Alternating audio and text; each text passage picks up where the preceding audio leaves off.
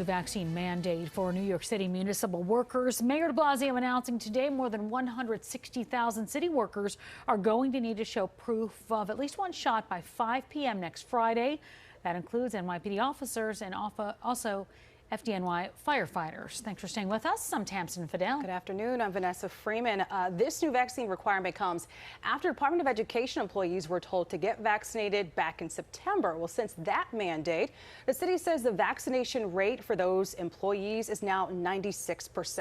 Well, joining us today is New York City Councilman Mark Levine. He is chair of the city's health committee, and his district covers northern Manhattan. Councilman, thanks so much for being with us. It's great to be here. Great to see both of you. Well, let's go ahead and talk about it. Why does the city believe that these mandates in particular, especially without any kind of testing opt-out, are important ones? We know two things very clearly. Vaccines work. This has been proven. And mandates work. This has also been proven. Because of the success in schools and hospitals, where we had a huge surge in vaccination right ahead of the deadline and even after the deadline. But there are other city agencies where the vaccination rate is 60% or even less. And these are public workers who are in contact with New Yorkers, and it's not safe. We need to take this step to get everyone who works for our city the protection that only a vaccine can provide. And so I strongly support this mandate. Right. So, Councilman, we said at the top of the hour here that 69% of the NYPD is vaccinated. For the FDNY, it is 59%. Obviously, this is lower than we initially saw when a mandate was announced for teachers and state health workers in September. So are there concerns about possible staff shortages once this is enforced? I'll tell you, we had those concerns ahead of the hospital and schools mandate. And what happened was a huge number of people decided with the deadline looming that they would get vaccinated. I think that's human nature to some extent. We're all motivated by deadlines. In this case, there's also a very large carrot, a $500 bonus for anyone who gets vaccinated over the next couple of weeks who's part of this eligible group of public employees, on top of the $100 any New Yorker can get, so really $600 total. And I do expect that we'll see a major move to vaccination, as we have in other agencies. It is for the good of, first and foremost, our beloved public workers. It protects them and their families, but it also protects the public. And I want to remind everyone that while we've made huge progress in beating back the pandemic, we're still seeing over 1,000 cases a day in New York City. That's a high number.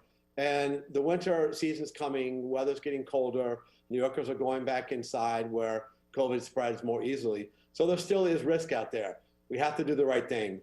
Vaccination is our #1 tool. And I'm glad that now all city workers will have that protection. Well, let me ask you something, because we still do have a lot that would need the vaccination. Do you anticipate then it's going to be like last time where we saw that rush of last-minute vaccinations, or are you thinking there's going to be pushback from the unions about this? You know, different unions have made statements today. The largest unions, frankly, have, I think, been very reasonable and simply said they want a seat at the table to negotiate this, but they have reiterated their support for vaccination. I think in part because it's gone better than we feared in schools and hospitals. So we have a track record at this point. But yeah, people wait to the last minute. And what we saw, for example, in the schools it was just in the days and even hours before the final deadline, before that first day of in-person school, that we had a big rush.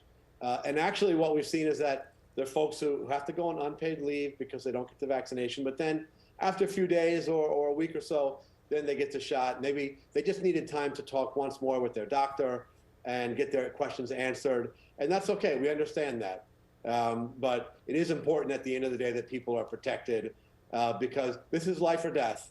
And we don't want anyone to suffer unnecessarily when the vaccine is so readily available. And that it is life and death. Councilman Levine, again, thank you so much for joining us today and talking to us about this vaccine mandate. But since we do have you, we did want to get your opinion here on something else that is making headlines. In fact, it's gone viral. This video of the NYPD, they're investigating this footage here that shows a maskless police officer seen there pushing a subway rider away from the platform. Witnesses say the situation escalated after that rider approached the officers asking them why they were not wearing a face mask, which is a requirement. So here's what Mayor Bill de Blasio had to say today about this incident. I was troubled by that video. I didn't like what I saw one bit. I did not see everything. except for the clip at the time when the person's being removed. But I saw the officers not wearing their masks in the subway. That's evident. That's unacceptable. We've given this instruction 1,000 times. And if you're going to be in law enforcement, you actually have to participate in following the law. So, Councilman, this incident is obviously currently under review, but again, it has gone viral. A lot of people saying, look, this is the actual agency that is sworn to serve and protect the community, yet we're seeing those low vaccination rates and reports of officers not wearing masks. So what are your thoughts, and what do you just think about the optics of this? Oh, it was an outrageous incident. Look, if you want to be in law enforcement, then you have to set an example and follow the law. And the law is clear. In the subway system, on trains, on platforms, on buses, you have to wear a mask. And that's because, as we were just talking about, there's a real risk that COVID spreads when people are indoors in crowded situations. This has just been a huge problem for the entire pandemic. I don't know why we've seen a refusal by so many police officers to simply take that step and wear a mask for their own protection, first and foremost, but also to set an example, to model behavior for the public at large. So it really is unacceptable, and there should be disciplinary consequences. I hope that process starts now in this case. All right, we're certainly keeping an eye on that as this date rolls up on us. All right, Councilman Levine, thank you so much for speaking with us today. I'm sure we will be in touch, and we'd love to have you back. Thank you so much. It's been a pleasure.